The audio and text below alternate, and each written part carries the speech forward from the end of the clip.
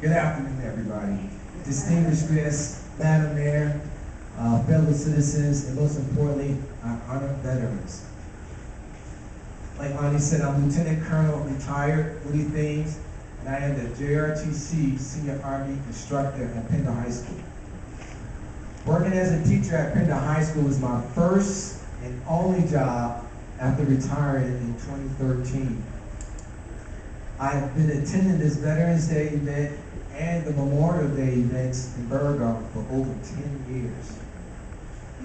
Since that first time working with the Daughters of American Revolution and the American Legion with Ani, I have always felt welcome.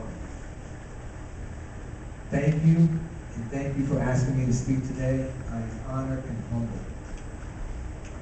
I'm not going to go too much into the history of Veterans Day, but Veterans Day is also an opportunity for the country to reflect on the service of those willing to put their lives on the line to protect the values we hold most dear.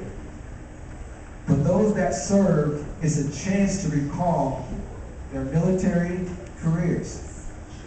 It's also a day to look back at the motivations behind joining the military. If you've met a veteran, you know all veterans have a story. If you ever talk to a veteran about their stories, it usually do not start with once upon a time. They usually start with, no shit, this really happened. Along with those stories, all veterans have personal reasons why they joined the military, or why they chose the United States Army over the Marine Corps, or why they chose the Air Force instead of the Navy, or why they decided to go to the U.S. Coast Guard, or the National Guard, or the Reserves, instead of active duty service. To some, military service was a family tradition. For others, it was a fresh start to do something exciting and adventurous. For many, it was a way to take care of the family or a way to pay for your education. It was also a way to travel and see the world. Some joined because they didn't know what they wanted to do with their life. And like the commercials used to say back in the day, the military is a great place to start. It was a place to go to learn a trade and to grow and learn how to become an adult. And after 9/11, many joined for duty and patriotism.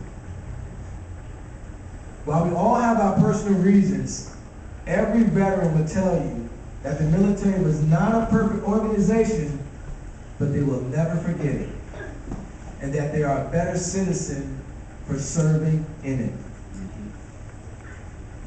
As I stand here on the 11th month of the 11th day, the 11th hour, and read through my biography, I reflect back on why I chose to serve.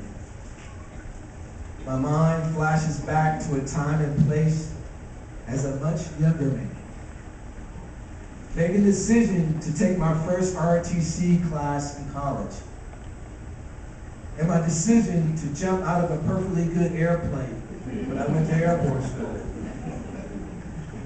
And believe it or not, that was the first time I ever shot a weapon, an M16.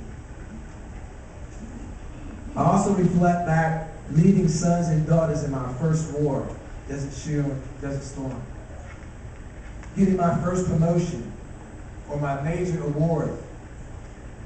Meeting my beautiful wife back as a young lieutenant. And finally, when I decided to make the military career. Entering the service was not a simple decision for me. I did not have any footsteps to follow. No one in my family nor my community served in the military. So every step I took was a first of many. I did not join because it was the patriotic thing to do. Bottom line, I needed money to pay for college. What I thought would be a quick 4-year term and get out and then work for some Fortune 500 company grew into a fulfilling, lifelong commitment to my nation. And a source of pride for me and my family. While I didn't expect it, a massive sense of purpose and responsibility snuck up on me. As we say in the military, it bit me in my ass. I ended up doing over 20 years of service. I was surprised by the power and fully understanding that there's no greater calling than serving and protecting others. And I was good at it, whether it was in the office or in the battlefield. A career in the military has inherent purpose and meaning, unmatched in the civilian world. No Fortune 500 company or any job could have ever given me that. I have now officially served in the military for a substantial part of my life. I have served past every expectation, and I've served alongside some of the most committed, diverse, and passionate professionals. Warriors by trade, men and women of integrity and values by culture. Most importantly, all of whom have and continue to serve selflessly, placing the needs of others well before their own, most times at the risk of their own desires, their own endeavors, in some cases, even their own lives. According to 2022 Department of Defense data, just 10% of those acts express the interest in military service. In another key data point, only 23% of Americans' youth are qualified to serve without a waiver in the military. It's also true that today, most Americans don't know anyone in the military. As personal connections to the military dwindle, so does the level of the nation's understanding of it.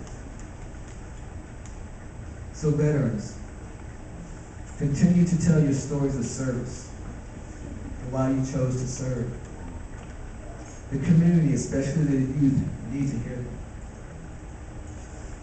In closing, today and every day, as we honor our veterans, let's also honor the veteran spirit in all of us. Teamwork, perseverance in the face of adversity, putting the needs of others before your own. These are lessons we can apply in all our lives and our communities. Once again, veterans, thank you for your service, your sacrifice, and your continued dedication to our nation. God bless you, and may God bless the United States of America. Thank you.